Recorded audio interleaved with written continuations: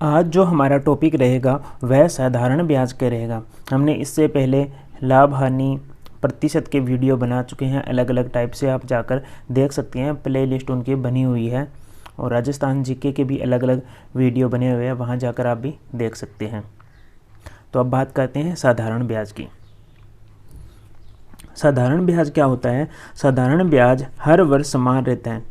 तो कोई भी वस्तु पर अगर साधारण ब्याज लग रहा है तो वह क्या है, हर वर्ष क्या रहेगा, समान रहेगा, बदलेगा नहीं। ठीक है, 100 पर अगर 12 रुपये ब्याज लग रहा है साधारण ब्याज, तो दूसरे वर्ष भी 12 ही लगेगा, तीसरे वर्ष भी 12 ही लगेगा, चौथे वर्ष भी 12 ही लगेगा। ठीक है, तो साधारण ब्याज है जो कभी बदलता नहीं है।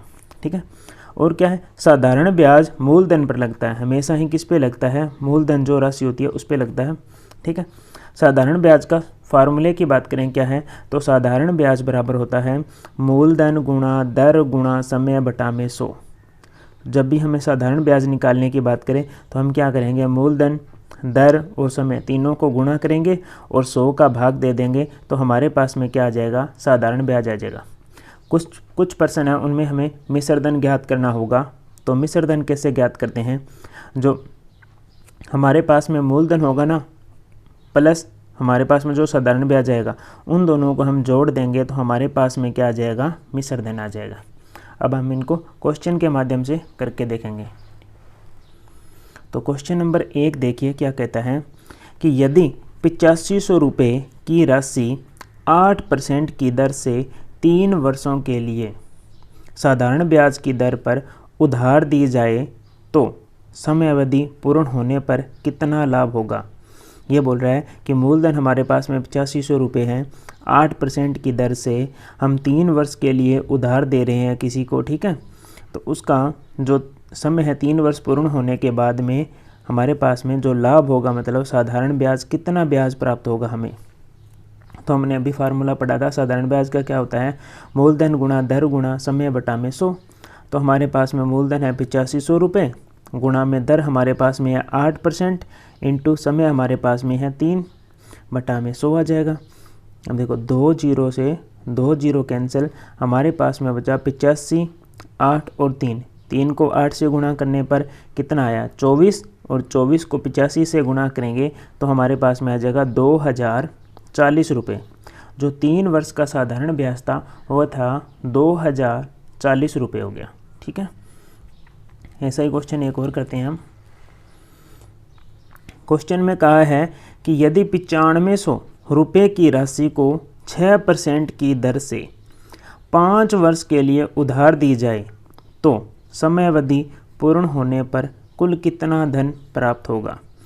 ये बोल रहा है कि 9500 रुपये है हमारे पास में मूलधन।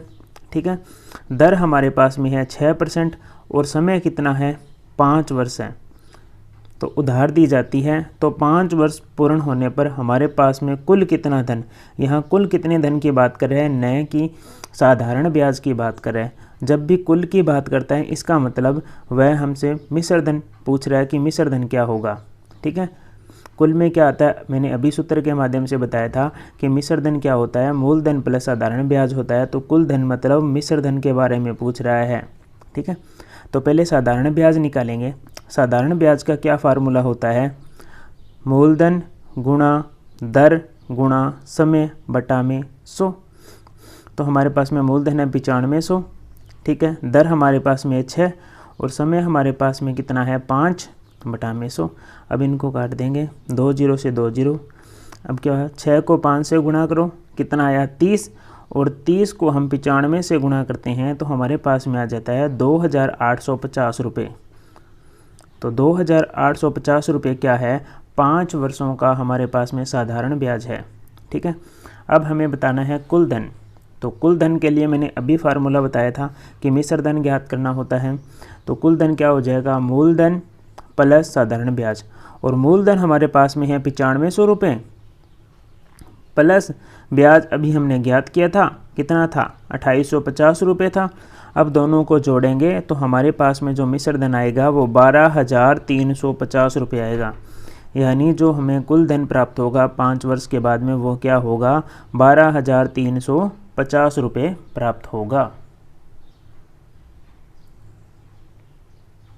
आगे का क्वेश्चन करते हैं कि 7500 रुपये की राशि 4 वर्ष के लिए साधारण ब्याज पर किस दर से उधार दी जाए ताकि समय अवधि के बाद 2400 रुपये का लाभ हो।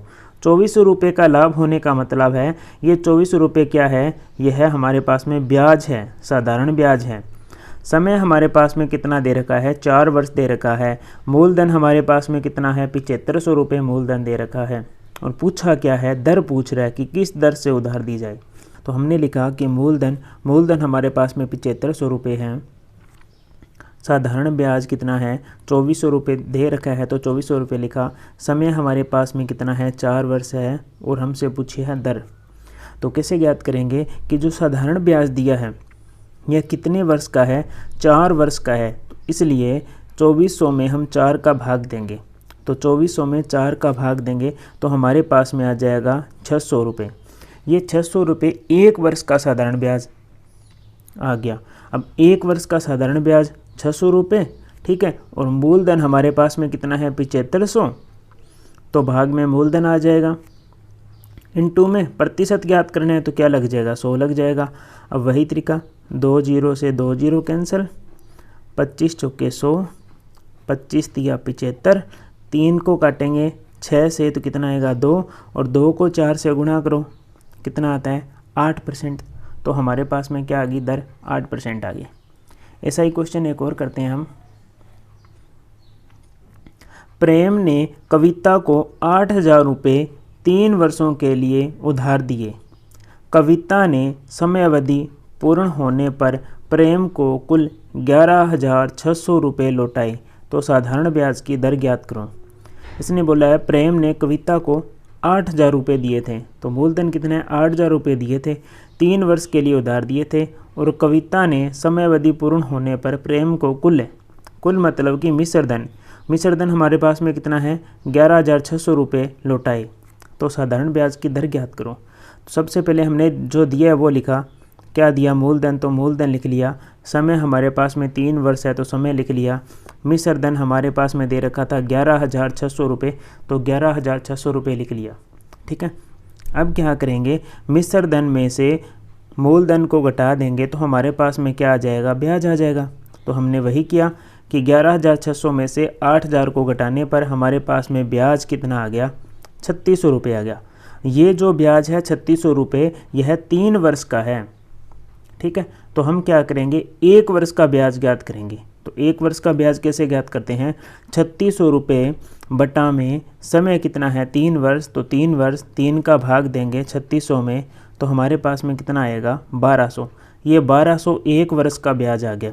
अभी मैंने बताया था कि 1 वर्ष का ब्याज आने के बाद में प्रतिशत 2 मिनटों में निकालेंगे। देखो 1 वर्ष का ब्याज ये रहा 1200, मूलधन हमारे पास में कितना है 8000 इंटू 100, तो ब्याज बटा में मूलधन इंटू 100, 2 जीरो से 2 जीरो कैंसिल, 1 जीरो से 1 जीरो कैंसिल, 12, 4 के पाड़े से काटो 3, यहाँ पर काट दिया 2। अब इस 2 का भाग लगाएंगे 10 में, तो हमारे पास में कितना आ गया 5, और 5 को 3 से गुणा करने पर कितना आता है 15। तो हमारे पास में जो प्रतिशत आई है, दर कितने परसेंट आ गई, 15% दर आ गई। अब इसी प्रकार हम एक क्वेश्चन और करेंगे कि सेम टू सेम ऐसा ही क्वेश्चन रहेगा। क्वेश्चन में क्या कहता है कि 5500 रुपये की राशि 12% साधारण ब्याज की दर पर कितने वर्षों के लिए उधार दी जाए ताकि समय अवधि पूर्ण होने पर 1320 रुपये का साधारण ब्याज प्राप्त हो। ये बोल रहा है कि मूलधन हमारे पास में दे रखा है 5500 रुपये, साधारण ब्याज की दर दे रखी है हमें 12%, और बोल रहा है कि कितने वर्षों के लिए। अब की बार हमसे समय पूछ रहा है और साधारण ब्याज दे रखा है 1320 रुपये प्राप्त हो, ठीक है। तो ये कितने वर्ष का है साधारण ब्याज, ये भी बताना है हमें, तो हमें समय बताना है। तो हमने क्या किया, मूलधन लिखा। मूलधन हमारे पास में कितना है 5500 रुपये, दर हमारे पास में दे रखी थी कितनी है 12%, तो 12% दर। टी मतलब समय हमें ज्ञात करना है। साधारण ब्याज हमें दे रखा है, तो साधारण ब्याज दे रखा है 1320 रुपये। तो अब देखो दर कैसे ज्ञात करते हैं। सबसे पहले हम ब्याज निकालेंगे, 1 वर्ष का निकालेंगे, ठीक है। कैसे निकालते हैं, मूलधन गुणा दर बटा में 100, ठीक है। तो दो जीरो से दो जीरो कैंसिल, 55 को मैंने 12 से गुणा किया तो हमारे पास में आता है 660 रुपये। और ये 660 रुपये क्या है, 1 वर्ष का ब्याज आ गया। अब हमारे पास में जो भी साधारण ब्याज दे रखा है उसमें हम 660 रुपये का भाग लगा देंगे तो हमारे पास में समय आ जाएगा। तो 660 का 1320 में भाग लगाया, ठीक है, जीरो से जीरो कैंसिल, 66 का 132 में भाग दिया तो हमारे पास में आता है 2। इसका मतलब 2 वर्ष। समय हमारे पास में क्या आया, 2 वर्ष। वीडियो अगर अच्छा लगे तो वीडियो को लाइक करें, चैनल को सब्सक्राइब करें और अन्य बच्चों तक वीडियो को शेयर करें। हमारा जो वीडियो रहता है वह 10 मिनट का ही रहता है, 10 या 12 मिनट, उससे ज़्यादा हमारा वीडियो नहीं रहता है। तो अन्य जो भी वीडियो उनकी प्लेलिस्ट बनी हुई है, प्लेलिस्ट में जाकर आप देख सकते हो।